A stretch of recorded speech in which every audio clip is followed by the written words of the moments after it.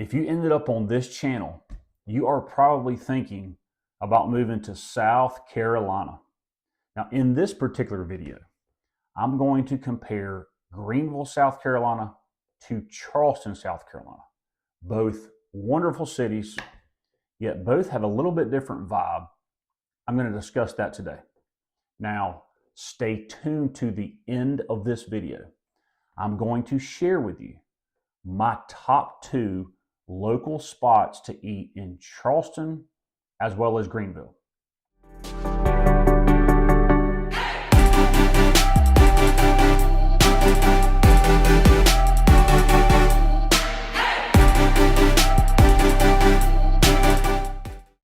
If you're moving here or just visiting, you need to check out these 2 hotspots. You will love them. I am Mark Rucker, and I am your hometown realtor. I've actually been living in the upstate of South Carolina for 46 years now, and I've been serving the realty community for over 20 years. Now, I personally receive calls, texts, social media messages, emails almost daily about people moving here to the Greenville, South Carolina area. Now, if you are within 1 in 100 days of moving yourself, contact me. I would love to be your hometown realtor. Also, subscribe below and comment below, because we would love to hear your thoughts about our area. Now, it's always my pleasure to be your resource for all things Greenville. Now, back to Charleston and Greenville. It's kind of like splitting hairs when you're going to debate Greenville versus Charleston. So depending on the source, South Carolina is either the number 2 or number 3 inbound state in the United States. So people are moving here, y'all. Greenville and Charleston are the top 2 destinations. They're also the top 2 most populous cities in South Carolina. Greenville to the north, Charleston to the south. They're about 3 to 3.5 hours apart from one another. You have the capital of Columbia, which is in the dead middle of the state. Now let's talk about Charleston first. Y'all, everyone loves Charleston. So founded in 1670, Charleston, actually known for its exceptional beauty, very rich history, unbelievable restaurants. You also had the romantic appeal, and of course, the incredible beaches. Y'all, the accolades of Charleston really are endless. Now, Charleston is broken up into several different areas. Some are very similar, some are very different. Now, just to pinpoint a few of these, the areas are the historic downtown Charleston area. You have the world-class Kiowa Island, which has the ocean course. This is a PGA professional destination. Areas of Mount Pleasant. You have Daniel Island, James Island, and of course the famous beaches of Folly Beach, Isle of Palms, and Sullivan's Island. Now, my personal favorite is Sullivan's Island. The beautiful beaches, really good restaurants, and some pretty cool bars down there. Now, things to do in Charleston actually could be an entirely different video. We're going to focus just on a few. We're talking anything from water sports to the historic tours, to the nightlife, unbelievable plantations. Charleston's actually a city that offers something to everyone. Now, if you like to enjoy your time on the water, Charleston's your spot. You have paddleboarding, kayaking, and one of the favorites is boating in and around the many waterways surrounding the city. Really cool. Fishing charters are also available if you want to try your luck at catching some local seafood. Now, I've already mentioned the wonderful beaches, but if you like that sort of vibe, you go there. But you could also take a stroll downtown and explore the city's architecture as far as the awesome landmarks. Charleston also is known for its great nightlife. The bar and restaurant scene in Charleston is like none other. You could also pull your boat up and listen to live music and entertainment in Shem Creek. Love Shem Creek. Now, if you'd rather have a more relaxing scene, you can stroll through the city's many parks and gardens. Then you can go to the famous Charleston City Market. That's really, really neat. Now, Charleston is a foodie paradise. The culinary scene is like none other. Now, if you're in the mood for a classic Southern cuisine or some type of international flavor, Charleston has it all. Now, Charleston is actually known for the low country cuisine, which some of the favorites are the seafood and grits. If you go to Charleston, you have to eat the shrimp and grits or the famous she crab soup is certainly a must. Now to Greenville. Greenville was founded in 1786, and Greenville is known for its nature, culture, and outdoor activities, and it has Southern hospitality at its finest. Greenville is very warm and inviting, down-to-earth place, and everyone seems to be pretty nice.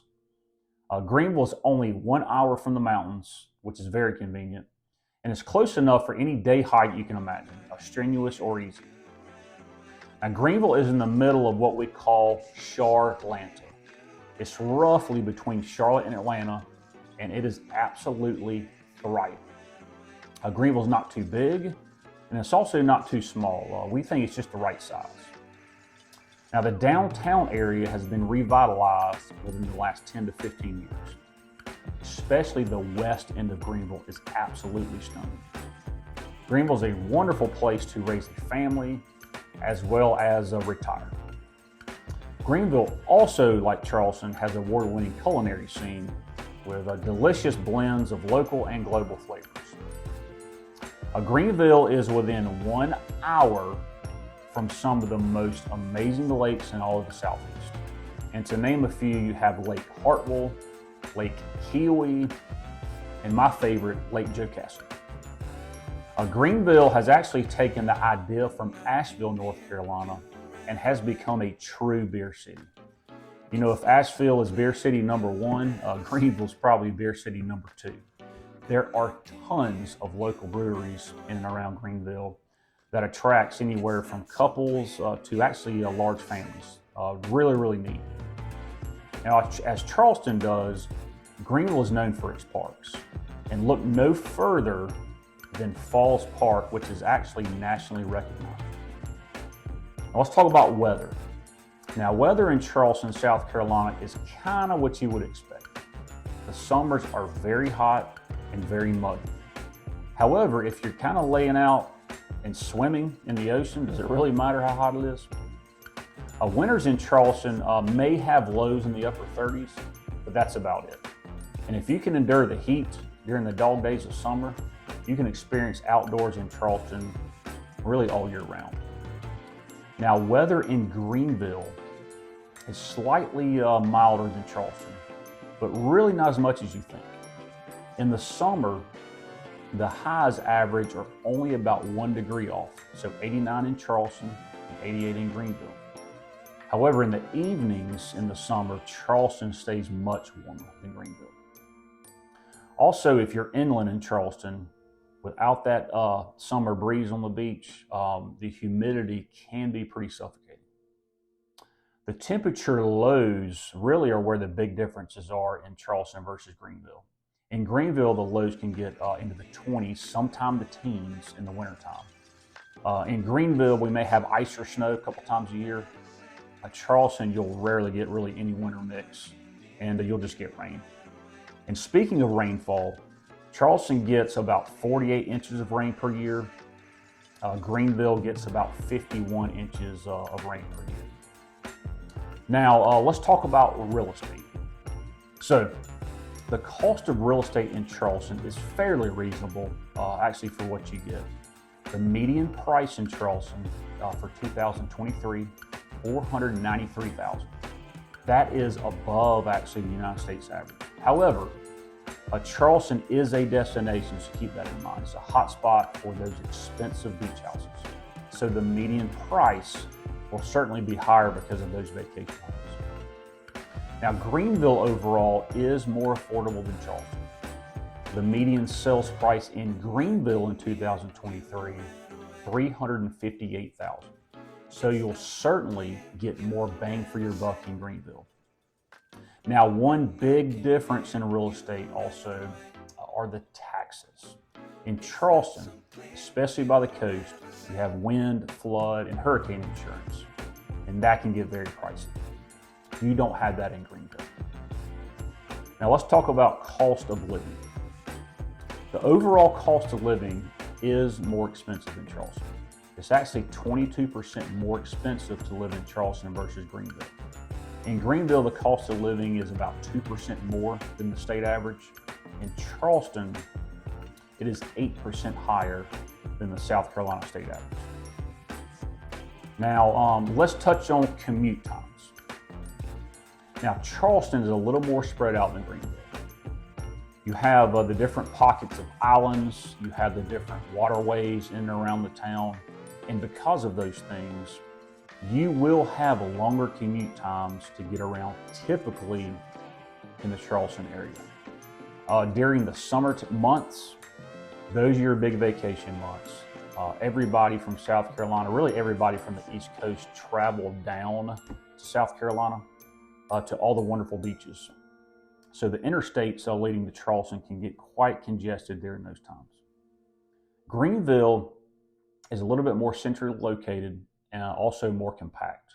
Now, there are two main interstates in I-85 and I-385, and they actually form a T, so it's pretty easy to get in and around Greenville. Now, that intersection though, during the rush hour, is a nightmare, so you do want to steer clear of that. Also during rush hour, stay away from roadways such as Woodruff Road or Wade-Hampton Boulevard. They will be jam-packed with travelers. Now, Greenville also is very rapidly growing since it's kind of compact. The commute times moving forward are going to be dicey, so keep that in mind. Now, real quickly, I want to touch on commutes in and around the state as well as out of state. Now, Charleston obviously is on the coast, so it's super convenient to most of the beaches. So if you're heading to Myrtle Beach or Hilton Head, or heading south on I-95 to Jacksonville or Daytona, Charleston is much more convenient to those areas. And if you want to head north to North Carolina, to places like the Outer Banks, Charleston's a little bit closer time-wise than Greenville. And speaking of Outer Banks, I want to tell you a little secret. The show Outer Banks, if you've watched it or heard about it, it's actually filmed in Charleston, not the Outer Banks. How about that? Now, if you want to head north and leave the state of South Carolina, other than North Carolina, you have a lot of driving ahead if you're leaving from Charleston. Again, Greenville is more centrally located, certainly to areas of the southeast. So Atlanta is 2.5 hours away. Charlotte is 1.5 hours away. And if you want to head north, certainly further out of the state, it is a lot easier access to interstates. And you have a 3-hour jump start leaving from Greenville rather than Charleston. Let's talk about jobs. So job growth is tremendous in both Greenville and Charleston. Manufacturing is the backbone of Greenville. You have Michelin North America and General Electric, and just alone, those two employers employ tens of thousands of people in the Greenville and Spartanburg area. Now, other major corporations, you have Greenville, the Prisma healthcare system, and of course, North America BMW plant. Now, by far, the top industry in Charleston is the port and logistics, which added more than $1 billion in assets to the balance sheet last year. Unbelievable. Also, healthcare is another pillar of Charleston's economy as well as manufacturing. And lastly, tourism is huge in Charleston. It draws 7 million tourists annually to Charleston every year. So y'all, Charleston or Greenville? You want the beach? You want the foothills of the mountains? Do you want rich history? Or do you want a newly revamped downtown area? Do you want seafood? Do you want Southern cuisine? You actually can't go wrong with either. Both have incredible job opportunities, Both are great places to raise a family. And of course, both are in the wonderful state of South Carolina. So you can't go wrong. Okay, now to my favorite local restaurants. First in Charleston. It's on Sullivan's Island and it's called Poe's Tavern. Now, typically, when you go to Charleston, you probably want a seafood dish. But I'm gonna throw y'all a curveball here. Get the beef burger at Poe's. Holy cow. In particular, my favorite's called the beef telltale heart. It comes with bacon, cheddar cheese, and the best part, a fried egg on top.